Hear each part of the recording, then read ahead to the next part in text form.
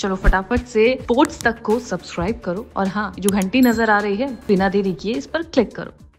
ভালো ব্যাটিং করেনি, ভালো ব্যাট করতে হবে।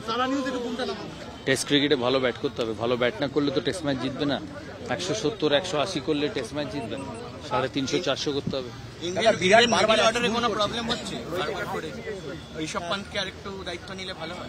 সবাইকেই রান করতে হবে, কোনো মানে not one individual person but everybody has to score runs.